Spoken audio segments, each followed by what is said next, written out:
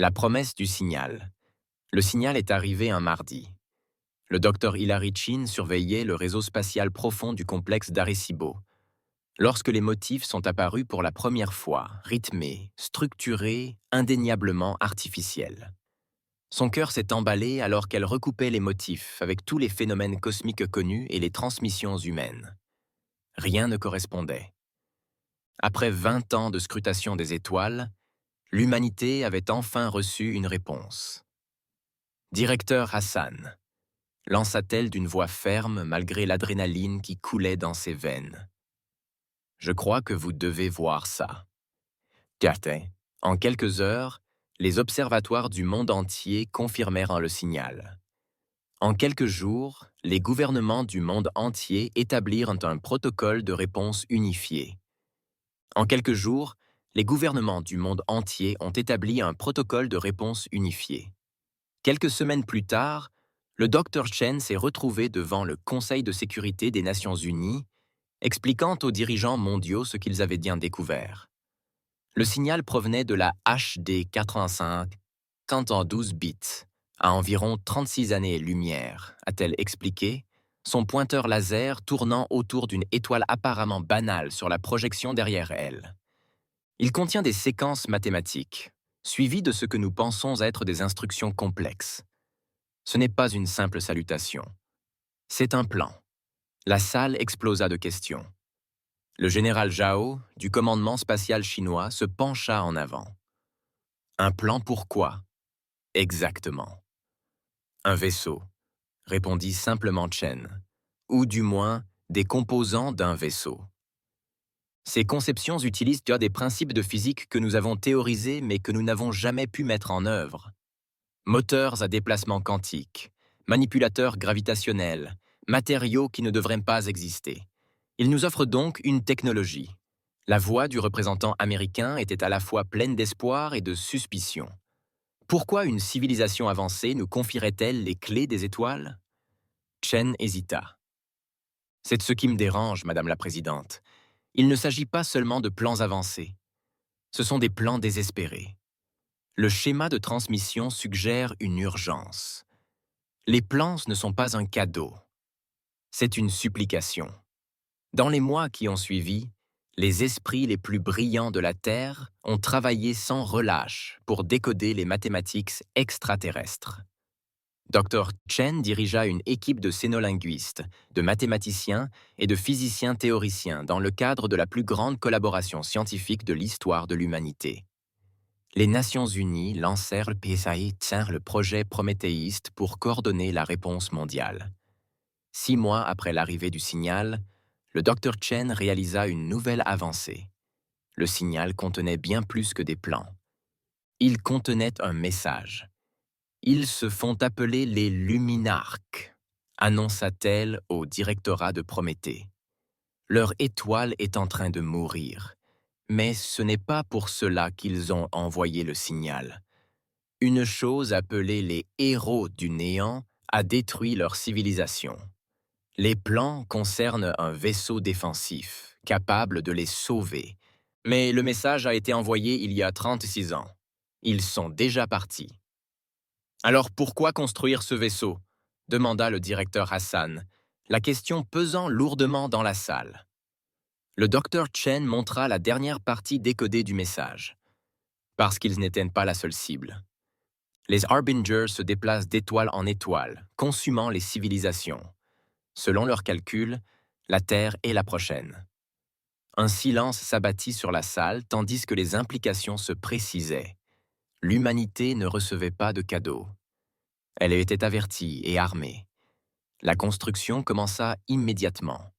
Les nations de la Terre, menacées d'extinction, mirent leurs ressources en commun dans une coopération sans précédent. L'Agence spatiale internationale a établi une installation de construction en orbite terrestre, où les composants de manipulation de la gravité ont pu être testés correctement. Des laboratoires de recherche sur les matériaux du monde entier ont travaillé à la création des alliages exotiques spécifiés dans les plans.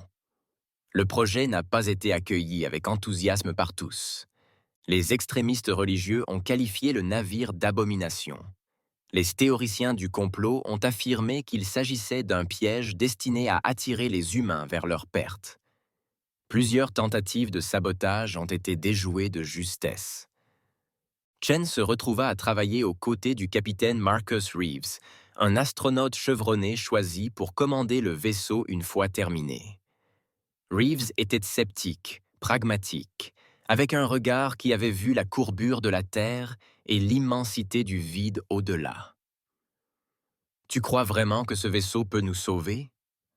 demanda-t-il à Chen tard d'un soir, alors qu'ils examinaient sur les plans de propulsion du Luminark. « Même si nous le construisons correctement, nous ne savons pas comment combattre ces Harbingers. » « Ah, Tirchakit, le Luminark ne nous a pas envoyé ses plans sur un coup de tête, » répondit Chen. « Ils ont choisi la Terre spécifiquement. Il doit y avoir quelque chose en nous qui, selon eux, pourrait réussir là où ils ont échoué. » « L'imprévisibilité humaine, » suggéra Reeves avec un sourire ironique. « La seule chose que les extraterrestres sous-estiment toujours dans les films. » Chen lui sourit en retour, mais son regard resta sérieux. Les Luminarks formaient une conscience collective. Ils pensaient comme un seul homme. Peut-être comprenaient-ils que nos perspectives individuelles pouvaient ensuite apporter des solutions qu'ils ne pouvaient imaginer. 18 mois après le début de la construction, la véritable nature du vaisseau commença à prendre forme. Ce n'était pas un simple vaisseau de guerre. C'était une ancre dimensionnelle, capable de stabiliser l'espace-temps contre les distorsions que les Harbingers utilisaient pour consumer étoiles et planètes. Le moteur à déplacement quantique lui permettrait d'égaler la capacité des Harbingers à se faufiler entre les couches dimensionnelles. Ils le baptisèrent l'écho du Titan, reflet de la résistance mythique de l'humanité aux puissances cosmiques. Alors que le vaisseau approchait de son achèvement, les instruments détectèrent des anomalies gravitationnelles aux confins du système solaire. Les Void Harbingers étaient arrivés des décennies plus tôt que ne l'avait prédit le Luminark. La Terre avait des mois, et non des années, pour se préparer. La date de lancement fut avancée. Les systèmes restèrent non testés. Les équipages s'entraînèrent uniquement en simulation. C'était un pari désespéré, le sort de l'humanité étant en jeu. La veille du lancement, le Dr. Chen se tenait sur le pont d'observation de la station spatiale, observant la coque étincelante de l'écho du Titan. Le capitaine Reeves la trouva là, perdue dans ses pensées. Prenant ses doutes, il demanda en la rejoignant au hublot. Se demandant si nous avions bien compris le message, admit-elle, et si nous avions manqué quelque chose d'essentiel. Et si ce vaisseau n'était pas ce que nous pensions? Reeves resta silencieux un instant. Tu sais pourquoi ils m'ont choisi comme commandant de cette mission? Mon évaluation psychologique a montré que j'ai une aisance. Une aisance rare face à l'incertitude. Nous fonçons vers l'inconnu, Elara. Tout ce que nous pouvons faire, c'est croire que le meilleur de l'humanité a contribué à la construction de ce vaisseau et que le meilleur de l'humanité sera à bord. Je viens avec toi, dit soudain Chen.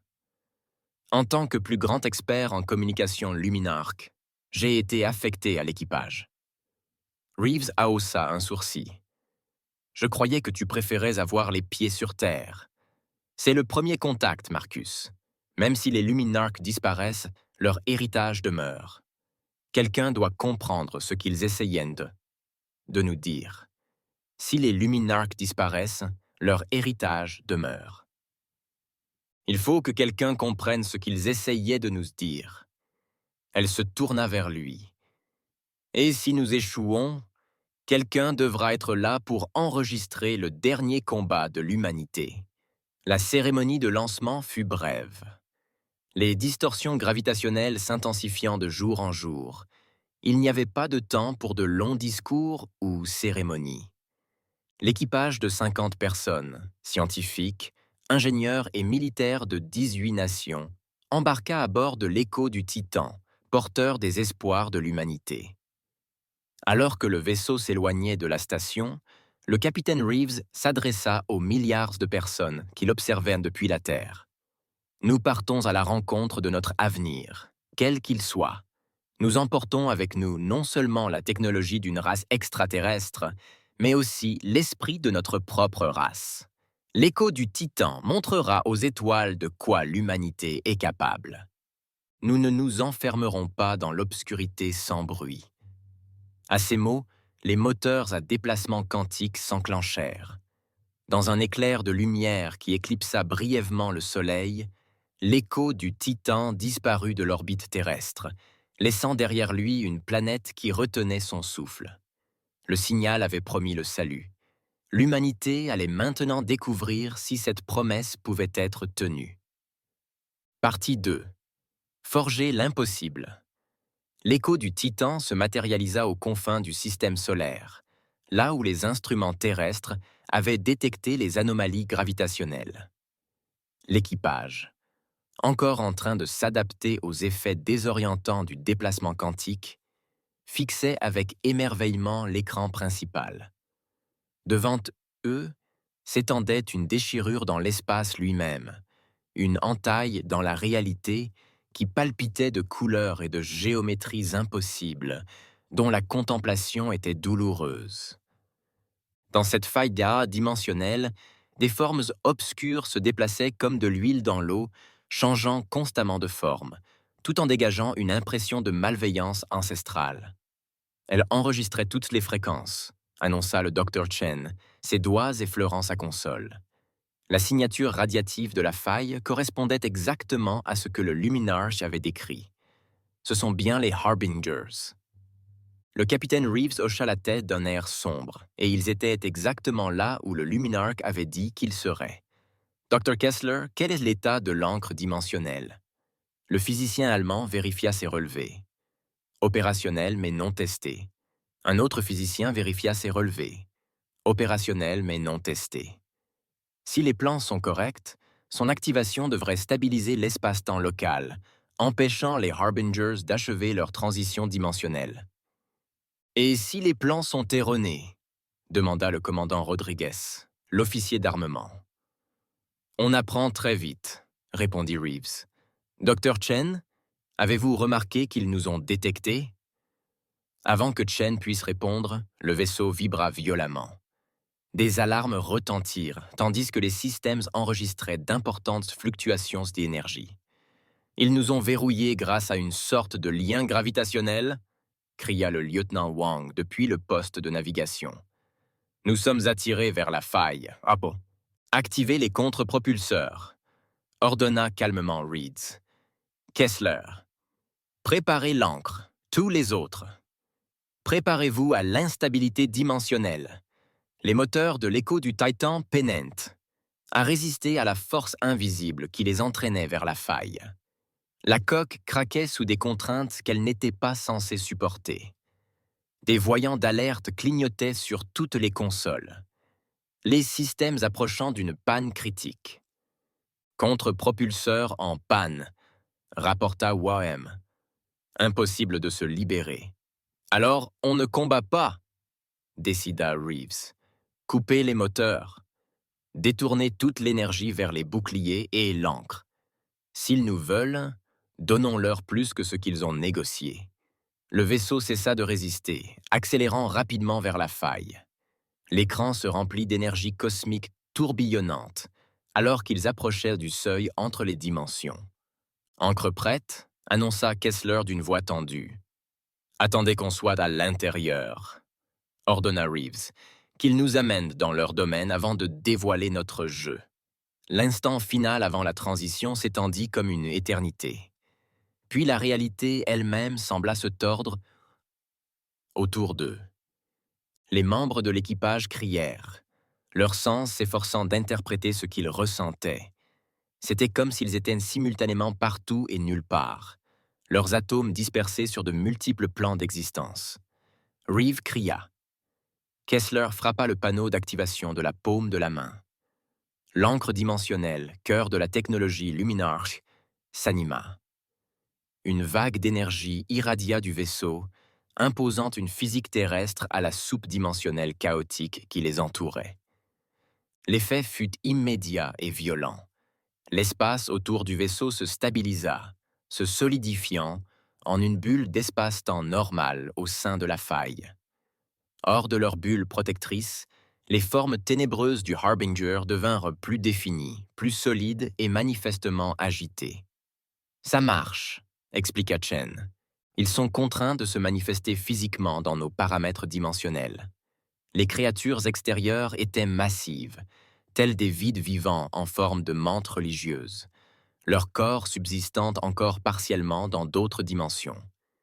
Mais désormais, elles étaient vulnérables, contraintes d'interagir avec l'espace-temps normal par l'effet de l'encre. « Armes en ligne », rapporta Rodriguez. « J'ai des solutions de ciblage sur 3 Harbingers. »« Ne tirez pas », ordonna Reeds. « Dr. Chen, une tentative de communication ?» Chen étudia ses relevés. Ils émettent une sorte de schéma énergétique. Il pourrait s'agir d'une communication ou d'une tentative de perturber nos systèmes. Je ne peux pas. Attendez. Elle se figea, les yeux rivés sur son écran. Capitaine, je reçois un signal luminarque, de l'intérieur de la faille. C'est impossible, argumenta Kessler. Les luminarques ont été détruits. Le signal est dégradé, mais il utilise clairement leur schéma mathématique, insista Chen. Il vient de... là. Elle désigna un point lointain dans la faille dimensionnelle, à peine visible à travers la nuée de Harbingers agités. Quelque chose réfléchissait la lumière différemment du chaos environnant, une sorte de structure flottant dans la faille. Un vaisseau luminarque, suggéra Rodriguez. Ou un piège, rétorqua Wang. Reeve étudia l'objet lointain. Dr. Chen, votre meilleure évaluation. Chen prit une profonde inspiration. Le Luminarque nous a envoyé ces plans pour une raison. Je pense qu'ils sont toujours là, ou du moins certains. Incapables de combattre les Harbingers dans l'espace normal, ils se retirèrent dans la faille dimensionnelle elle-même. Mais ils ont besoin de notre aide pour achever ce qu'ils ont commencé. Les Harbingers tournaient désormais autour de l'écho du Titan, sondant la bulle d'espace-temps normale maintenue par l'encre. De temps en temps, l'un d'eux touchait la frontière, reculant comme brûlé lorsqu'il était contraint de se matérialiser pleinement. Ils ont peur de la forme physique, réalisa Kessler. À l'état naturel, ils existent simultanément dans plusieurs dimensions. L'encre les force à n'exister que dans notre réalité. Ce qui les rend vulnérables, ajouta Rodriguez, mais ils nous surpassent encore en nombre, des centaines contre un. Reeves prit sa décision. Cap sur le signal Luminarque. Maintenir le champ d'ancrage au maximum. Si les Harbingers veulent te combattre dans notre dimension, nous leur en donnerons une. L'écho du Titan traversa la faille, ses moteurs fonctionnant normalement dans la bulle d'espace-temps stabilisée. Les Harbingers se dispersèrent devant eux, visiblement peu disposés à se laisser prendre par l'effet de l'encre.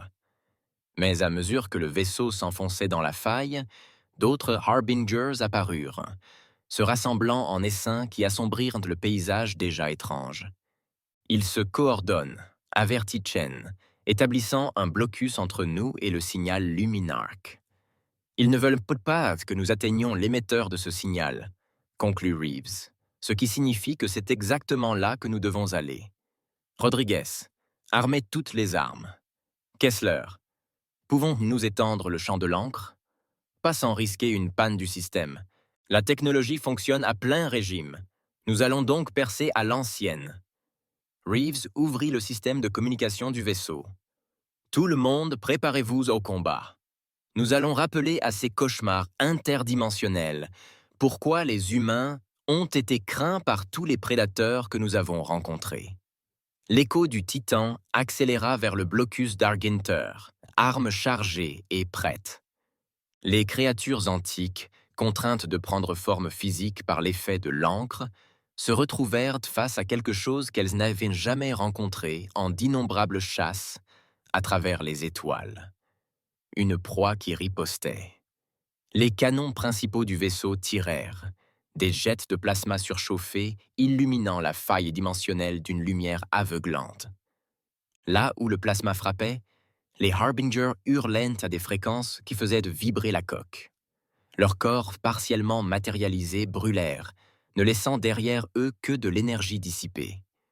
Mais pour chaque Harbinger détruit, 10 autres le remplaçaient. En rôdant autour du champ de l'encre, à la recherche de faiblesses, l'un d'eux découvrit une fluctuation dans l'intégrité du champ et s'y opposa, se matérialisant partiellement sur le pont. Moitié dans cette réalité, moitié dans une autre, il s'approcha de Kessler avec des membres qui semblaient exister dans des configurations impossibles. Le lieutenant-commandant Sato réagit instantanément, dégaina son arme de poing et tira. Les balles traversèrent dans le corps interdimensionnel de la créature sans effet, jusqu'à atteindre les parties forcées à entrer dans la réalité physique par l'encre. Le messager convulsa, sa forme se déstabilisant avant de s'effondrer dans une flaque de matière noire s'évaporant rapidement.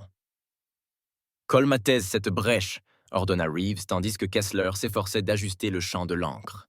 « On peut leur faire du mal.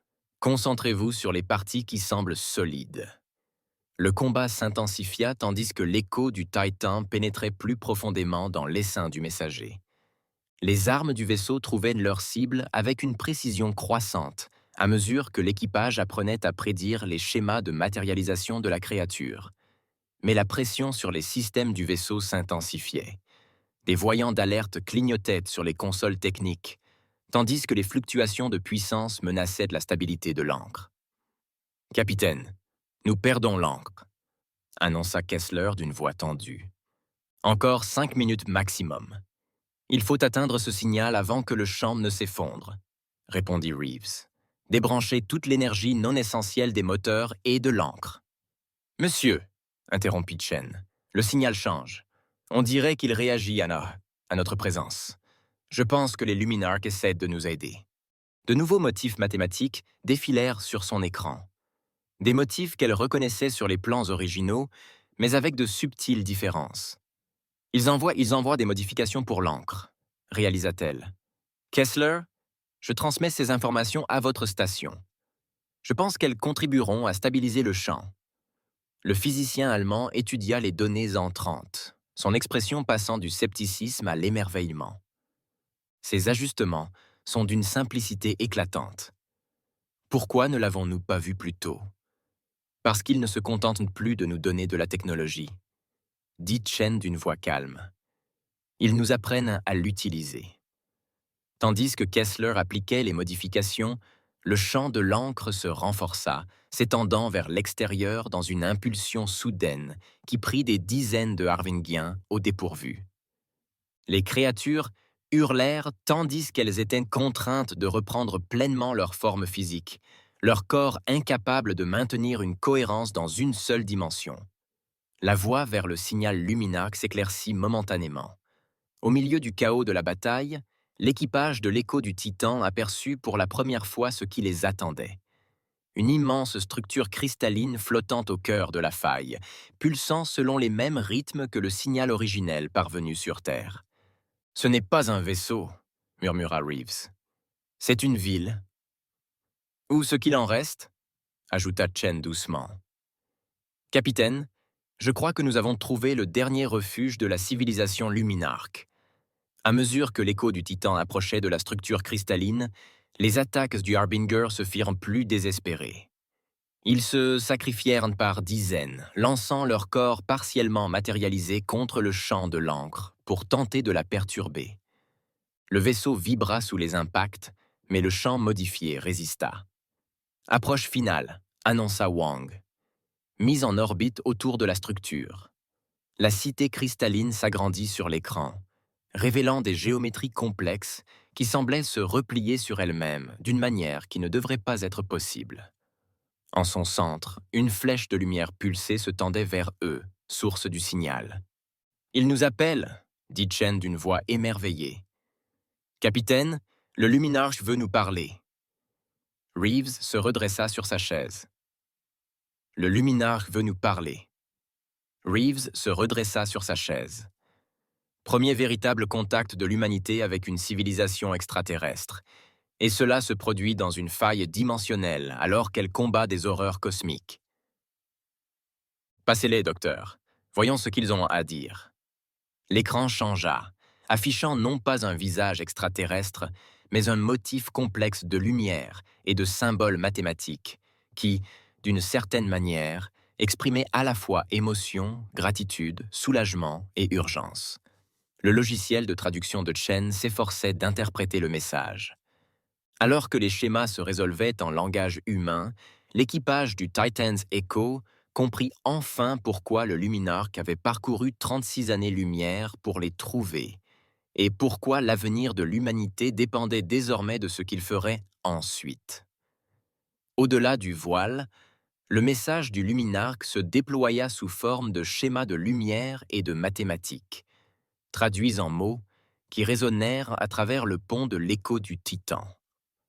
Vous êtes venus. Nous l'espérions, mais nous ne pouvions le savoir. Les héros nous ont traqués à travers 1000 mondes, nous ont poussés dans cet espace intermédiaire où nous nous accrochons à l'existence. Nous avons transmis notre savoir à de nombreux mondes, mais vous êtes le premier à répondre. Vous êtes le premier à construire. Vous êtes le premier à venir. Dr. Chen travaillait sur la console de traduction, ses doigts dansant sur les commandes, tandis qu'elle peaufinait les algorithmes. Ils forment une conscience collective, expliqua-t-elle. Ils résonnent selon des schémas unifiés. Cela rend la traduction difficile, mais mathématiquement précise. Demandez-leur pourquoi ils ont choisi la Terre, ordonna Reeves. Pourquoi nous en particulier? Chen relaya la question. La structure cristalline vibrait de nouveaux schémas. Votre espèce recèle un paradoxe que nous n'avons observé chez aucune autre. Vous êtes à la fois singulier et collectif, chaque esprit étant distinct, mais capable de coopération. Les héros ne peuvent comprendre votre nature, contrairement à nous. Cela vous donne une force qu'ils ne peuvent contrer. Rodriguez se pencha en avant. Ils disent que notre individualisme est une arme. Plus encore, répondit Chen en étudiant les schémas. Les Luminarks sont un véritable esprit de ruche. Ils ne peuvent concevoir l'action individuelle. Les Harbingers sont à l'opposé. Des prédateurs purement singuliers qui ne coopèrent jamais. Les humains se situent entre ces deux extrêmes. Nous pouvons penser individuellement, mais agir en groupe. Et cela terrifie les deux camps, conclut Reeves. Demandez-leur comment vaincre les Harbingers. L'encre ne tiendra pas éternellement. La réponse est venue sous la forme d'un déluge d'équations mathématiques et de spécifications techniques, de modifications de l'encre dimensionnelle qui en amplifierait l'effet de manière exponentielle. Kessler examina les données, l'air grave. Capitaine, il suggère de déstabiliser l'encre de manière contrôlée. La cascade qui en résulterait forcerait tout ce qui se trouvait dans la faille à exister en permanence dans un état unidimensionnel. Y compris le Luminark, réalisa Chen. Il nous demande de les sacrifier pour arrêter les Harbingers. Le silence s'installa sur le pont tandis que l'implication s'imposait. Le motif extraterrestre tourbillonnait à l'écran, attendant la réponse de l'humanité. Un motif tourbillonnait sur l'écran, attendant la réponse de l'humanité. Il doit y avoir un autre moyen, dit Reeb fermement. Dr. Chen, demandez-nous si nous pouvons modifier l'encre pour exempter la structure Luminark. Chen relaya la question. La réponse fut immédiate et définitive. Les limites dimensionnelles sont implacables. Tous seront affectés. Nous avons accepté notre sort. Ne faites pas de discrimination. Tous seront affectés. Nous avons accepté notre sort. Notre civilisation est déjà perdue. Il ne reste que ce fragment. Mais la vôtre pourrait survivre si les Harbingers sont arrêtés ici. À l'extérieur du vaisseau, les symboles de Harbingers s'étaient regroupés. Ils lancèrent une nouvelle attaque, non pas contre l'écho du Titan directement, mais contre le tissu dimensionnel qui l'entourait. L'espace lui-même se déforma et se déforma tandis que les créatures tentaient d'ouvrir de nouvelles failles en contournant la protection de l'encre. Ils tentent de créer un passage direct vers la Terre, rapporta Wang, la voix inquiète. S'ils y parviennent, l'encre ne les arrêtera pas. Reeves se leva, sa décision prise. Dr Kessler commençait à mettre en œuvre les modifications du Luminark. Dr Chen, dites à nos alliés que nous acceptons leur sacrifice et honorerons leur mémoire. Capitaine, protesta Chen, nous ne pouvons pas. Nous pouvons et nous devons. Reeves l'interrompit, mais nous ne les laisserons pas derrière. Il se tourna vers tout l'équipage de la passerelle.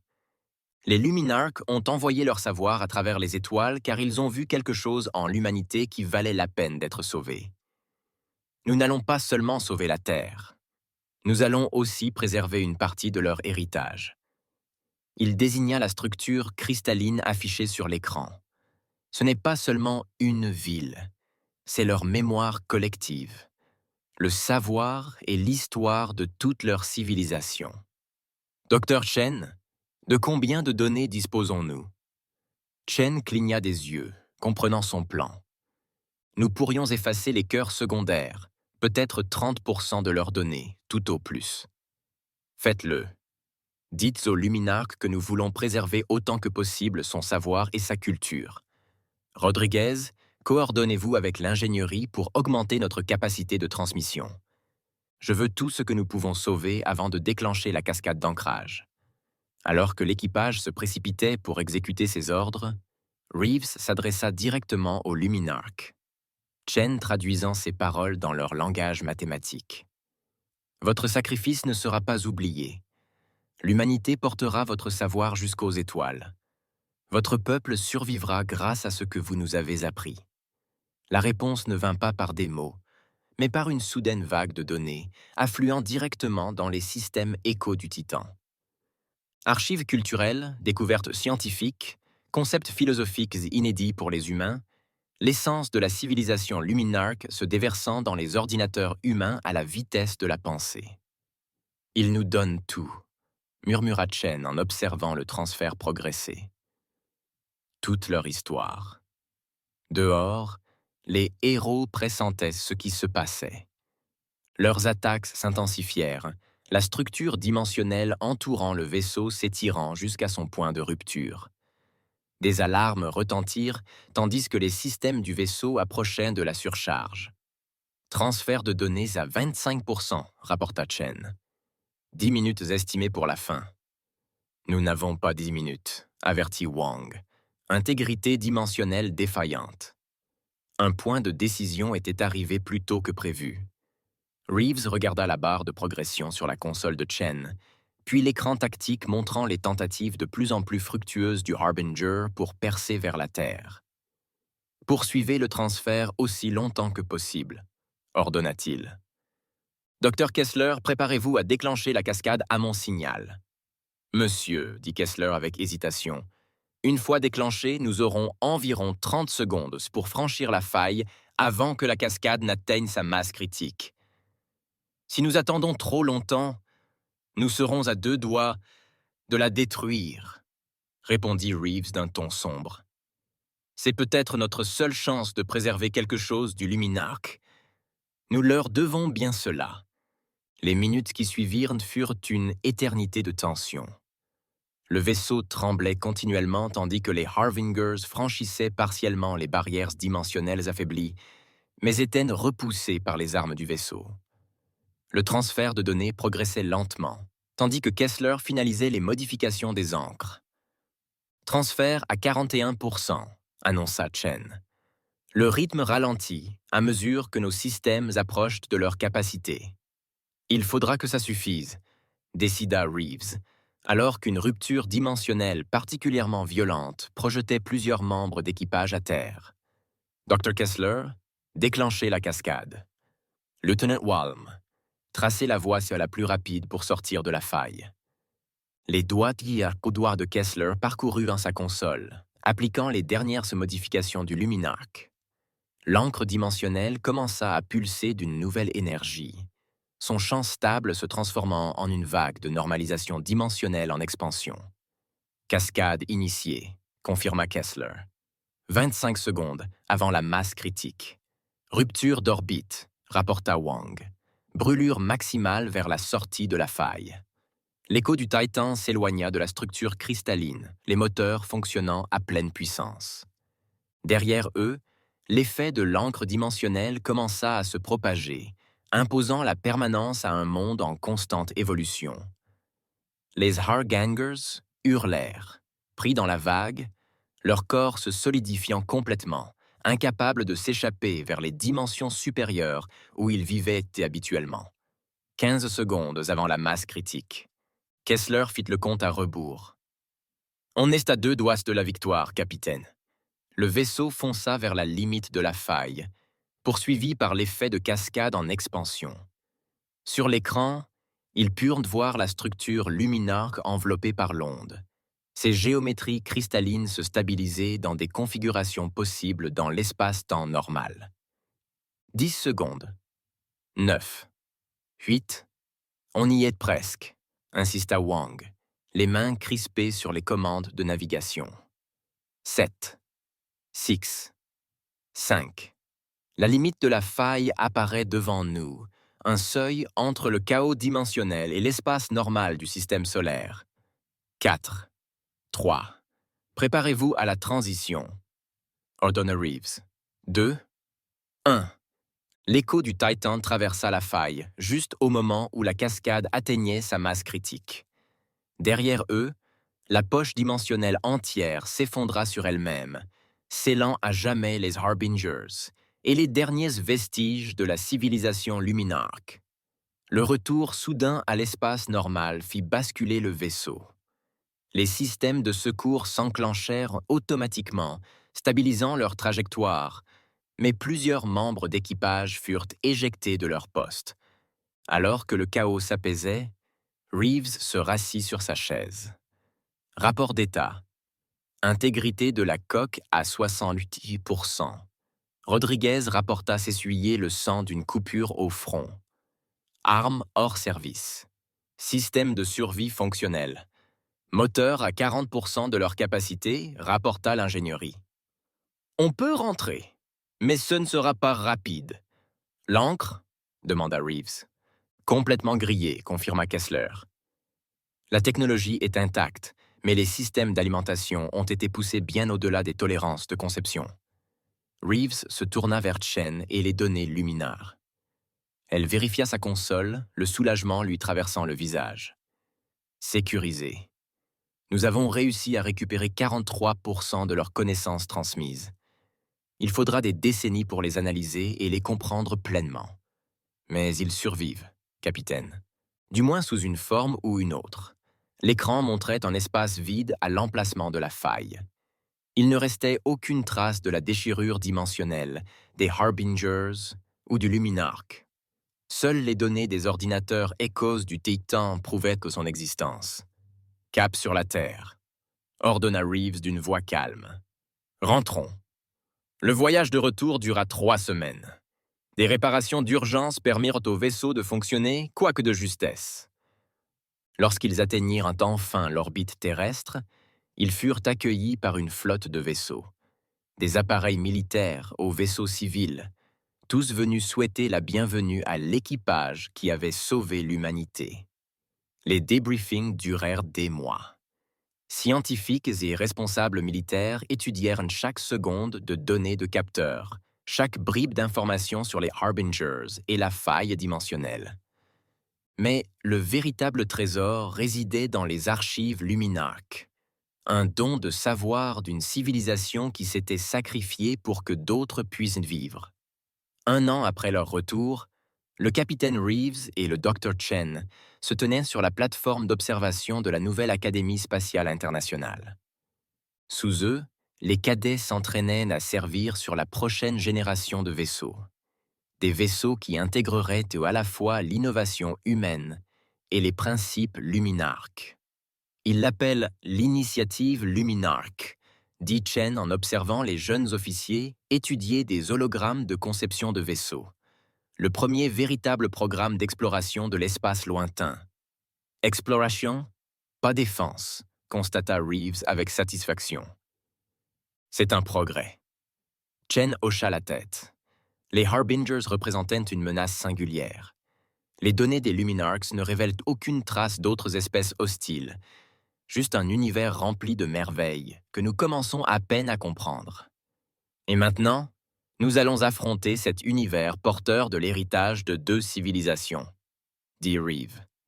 La détermination humaine et la sagesse des Luminarques. Un paradoxe que l'univers n'avait jamais connu auparavant, approuva Chen en souriant. Je pense que c'est exactement ce sur quoi les Luminarques comptaient en nous envoyant ces plans. Devant le hublot, le premier des nouveaux vaisseaux se préparait pour son voyage inaugural. Plus élancé que l'écho du Titan, plus élégant dans sa conception, mais animé du même esprit de découverte et de défi qui avait porté l'humanité au-delà du voile, et de retour. Son nom était visible sur la coque étincelante.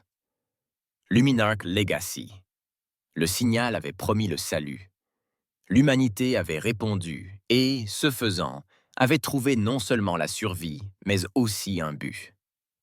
Les étoiles attendaient, et l'humanité, portant le flambeau de deux civilisations, était enfin prête à les rencontrer.